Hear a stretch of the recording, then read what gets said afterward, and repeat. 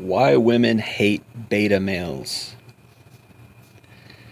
This is a pretty big topic, and there's a lot of nuance to this because women deep down do hate beta males. But on the other hand, beta males are useful to women, right? So you got to understand that female nature is very subtle. It's very sly, and it's all about survival. It's not about the right thing to do. It's about the solipsistic thing to do, right? So what is she going to do at any given time? And how does it benefit her, right? Most women are very selfish, even if they don't realize that they're very selfish. A lot of women believe that they're egalitarian. A lot of women believe that they are, really open-minded and really chill, and this is why you got the mom who's trying to be super cool, right, all the time, and she's really just, she doesn't know what she's talking about, or she's out of place, right? That happens a lot because women, they don't really know how to self-crit. It's very difficult for a woman to look at herself outside of herself, right?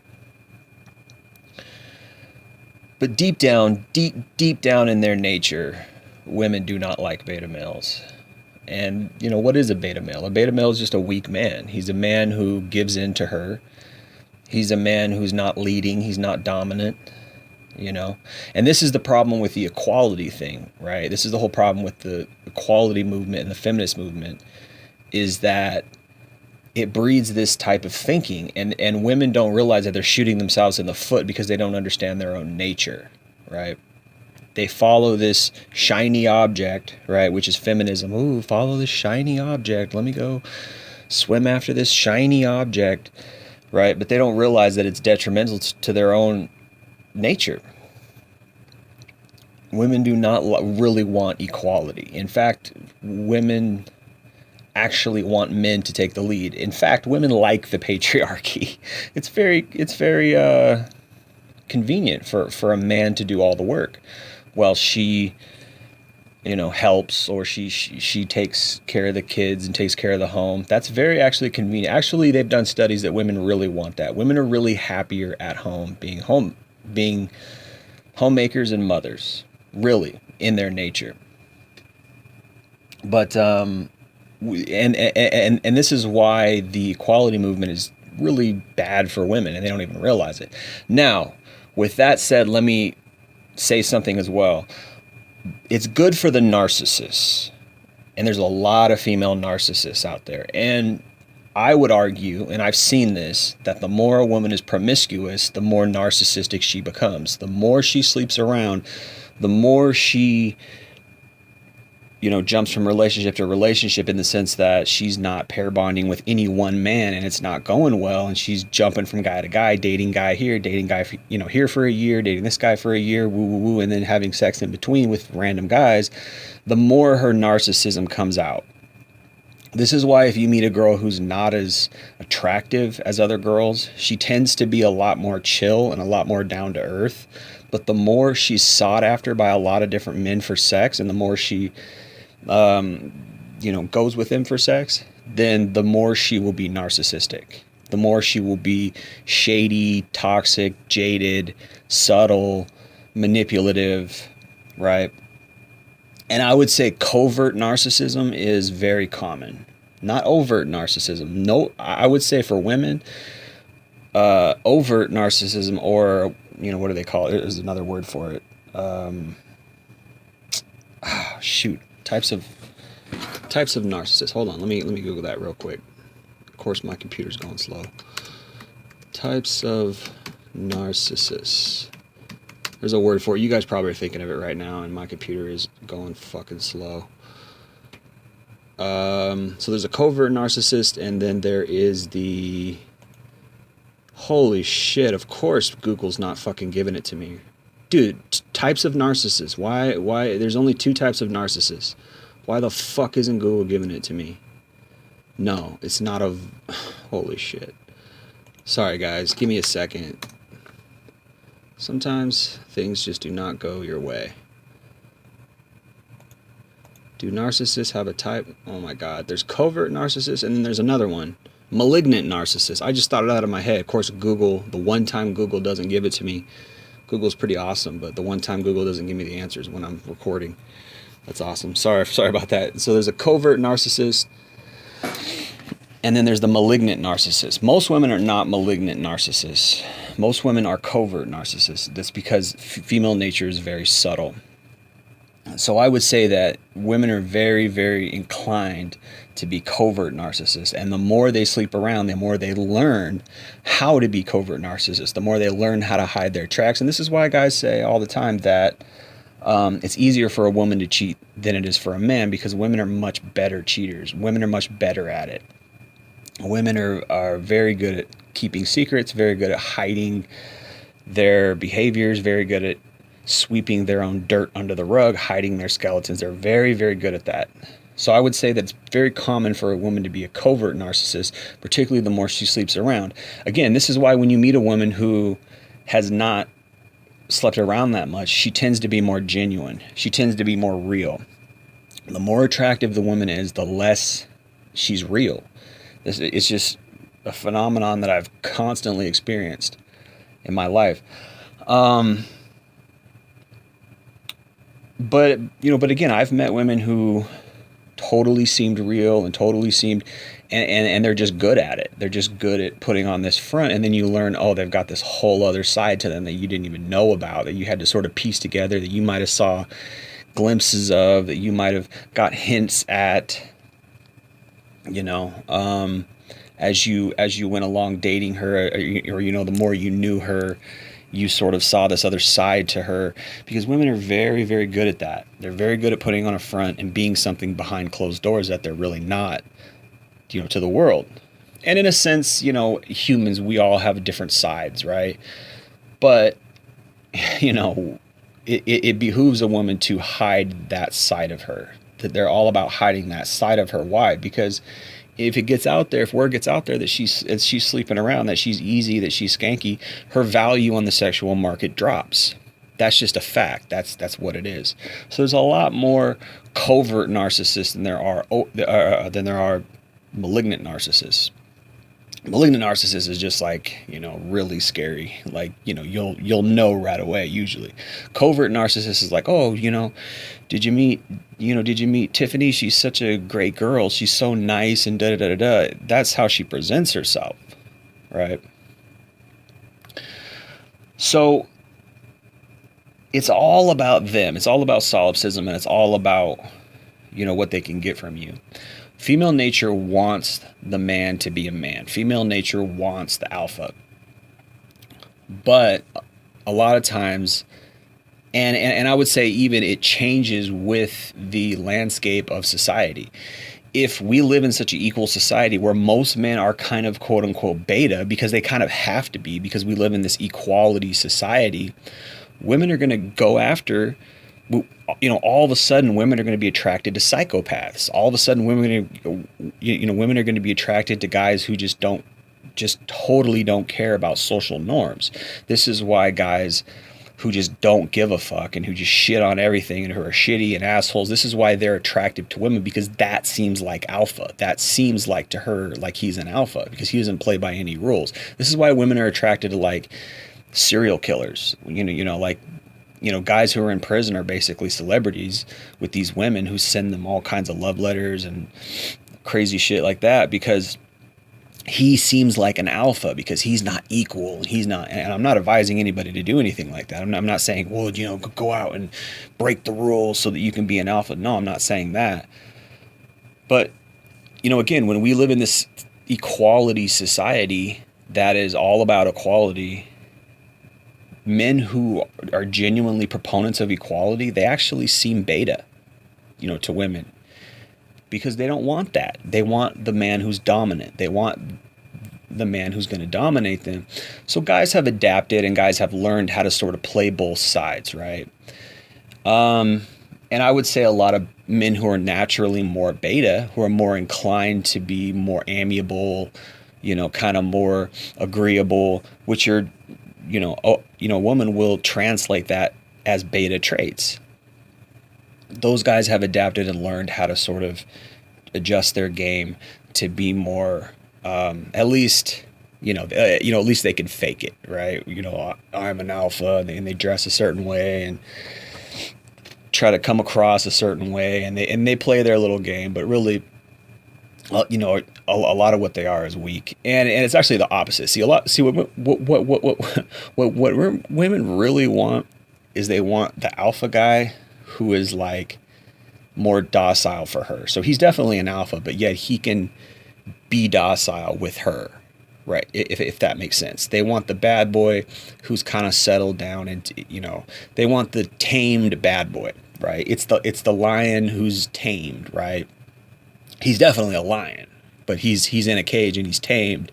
But at any time he has the ability to turn into a wild ass creature. He has the ability to turn into a lion. That's what they really want.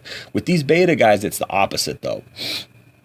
It's the opposite of that. They're really mild, nice, calm, docile guys, but they portray themselves as if they have an edge. They portray themselves as if they have a propensity to be the bad boy and to be the alpha, and they're like, there's a lot of dead giveaways with these type of guys. You'll see, like they'll put like, alpha quotes on their Facebook, like alpha memes, and like, a real alpha man. Like any guy who says he's an alpha is not an alpha. Any guy who puts alpha memes on his Facebook is not or his social media, whatever, is not an alpha, right? These are the guys who buy the trucks and buy the boots and get jobs in like construction so they can make themselves feel like they're more alpha and shit like that. These guys aren't really alpha. Real alpha, I would say one of the best examples of an alpha is, I can't even remember that guy's name. Fuck, I can't think today, guys. Sorry about that. Anyway, Jocko Willenick. Jocko Willenick is one of the best examples. And then also, what's his name? That black guy. Oh man, the black guy who runs marathons. I forgot his name. David something. I forget. Jocko Willenick. Go look up Jocko Willenick on YouTube. He's a great example of an alpha, because an alpha leads by example. On the one hand, an alpha doesn't talk shit. Alphas don't talk shit. Alphas are confident in who they are. They know their ability. They know what could potentially happen. They don't threaten. They don't talk shit, because an alpha is secure. Also, an alpha helps others, right? An alpha doesn't mock other people. An alpha tries to help, right? So a really great example of an alpha is Jocko Willenick. And then, god damn, I can't remember his name. Sorry, guys. Give me a half second. I'm going to look up this guy's name on YouTube. Of course, my computer's going slow. Let me use my phone real quick. I know it's David something. He's the guy who, of course, my computer's going slow. Let's see. Marathon runner. Marine. He's a marathon runner and he's a Marine. Oh, of course. There he is. David Goggins. Knew it. David Goggins. Knew his name was David. Yeah, David. Look up David Goggins and look up Jocko Willenick. Those guys are great examples of alpha males, because not only do they not talk shit, and if they talk shit, it might be in a competitive way. I know David talks some shit in his own way, but it's not in a degrading way. He's competitive, and he puts his money where his mouth is, right? He's an embodiment of what he stands for, and he doesn't talk about it. He does it, okay? Women like that. If you have to put on a front. Now, I mentioned narcissists, and here's the thing. A lot of women really subtly, deep down, they want control. And this is a lot of what feminism teaches women, is how to control men, how to manipulate and control men psychologically. This is why a lot of the main way that women argue and try to, push their program through is ad hominem attacks, is you know, attacking instead of arguing facts, they attack the person, the messenger. They attack the fact bringer. Okay, so a lot of these relationships where the man is docile, he's the beta provider. A lot of those women are actually, they want to run the show. They're actually narcissistic in the sense that they want to control the show. So in that sense, a beta male is very useful, because a lot of what feminism does is it warps these young women to become narcissists, to become the controller, right? And these beta guys are useful in that scenario, as long as he's got money. Given the fact that he's got money and he's a good provider and he's docile, that is very attractive to these warped women who no longer are really women, because a real woman is submissive and feminine, and part of being feminine is being submissive to a strong male. Women really do want strong males, but they sort of shot themselves in the foot with their whole toxic masculinity push and raising these young men to be proponents of equality, which is really unattractive to women, which really does lead into the 10% of guys, because there's some guys out there who they were not raised under that. I was raised under that. I was raised under this equality thing and adjusting to learning how to treat women equal and things like that. And it's been to my detriment. I've had to learn to be more direct, to be more dominant, to be more alpha. I've had to learn how to do that, because when I was younger, I was all about 50-50, and I was all about, respecting women, and it just was such a turnoff. It just dried up their pussies, right? So I've had to learn to be more alpha. I've had to learn to be more bad boy. I've had to learn to be more direct, more dominant, more leading. These are things that you have to teach yourself if you were raised under this equality movement, because women do not like men who are beta. They do not like men who are all about equality, because it doesn't assure them. There's no leadership ability in that. It's like, okay, we're all 50-50.